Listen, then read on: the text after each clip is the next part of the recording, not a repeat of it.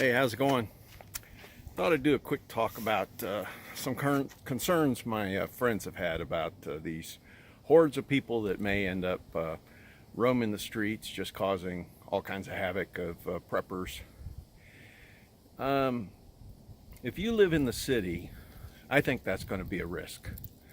Um, I'm probably an hour away from Atlanta, and there's a few million people in that surrounding area, and if there was a major issue that happened, they would prey on the areas that they know. They would be, going after wherever they thought there were resources. The first thing that's going to happen is like all the grocery stores are going to be emptied out. Then they're going to start hitting, neighbors that are close by, and then they're going to be going to maybe wealthy people's houses where they think there might be resources.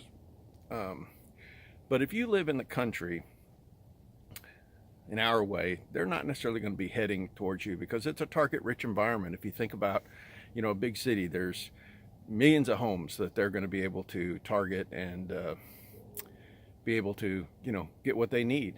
Um, by the time those resources run out, are they going to have the means to travel 50 miles away? Don't know. This could take a long time if you think about it. Um, if we have an extended power outage, you got to think about it like this. There's only so much reserve power for hospitals. There's only so much reserve power for nursing homes and stuff. You're just going to have death on a massive scale, unfortunately. Um, Anybody that has to have medications for diabetes, whatever, if they don't have reserves, that's going to be trouble, and there's going to be complications with that. So there's going to be just significant problems with just.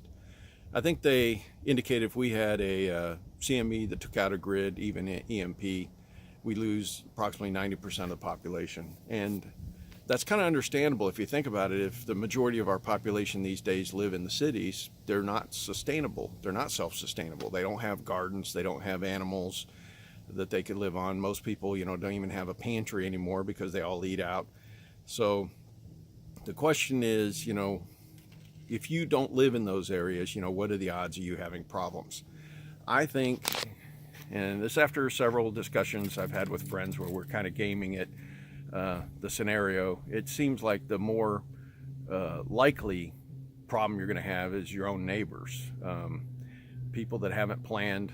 And, I think it's a high percentage of people that don't have resources because it's all been readily available. You just go down to the store and get what you need. And now all of a sudden the store is going to be emptied out in hours. And I've seen that in Florida. I live down there, and the hurricanes come, man, it can be wiped out in a short time, and it takes weeks to fill it back up again. So that's kind of what's going to happen here.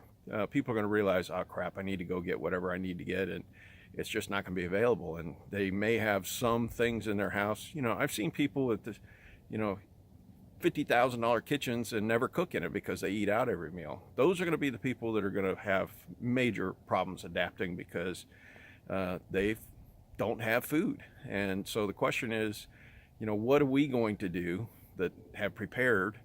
And the only thing I can think of is, stock up 10, 50-pound bags of rice and just give them a bag of, gallon-sized bag of rice and say, hey, this is all I've got. Good luck. But you're going to have to make sure you're not a target. You're going to have to, black out your windows. You're going to have to secure, do what you can, because it's going to be troublesome for people if they realize that you're, still doing well. You've got animals. It's going to be difficult to try to, keep people from trying to take what you got. But it's not necessarily that you're going to have hordes of people, marauding from the bigger cities out to the larger areas. I don't think that's going to happen. It's just too big a target-rich environment. They'll just stay there and, till nothing's left. Anyways, I'm kind of curious what your thoughts are.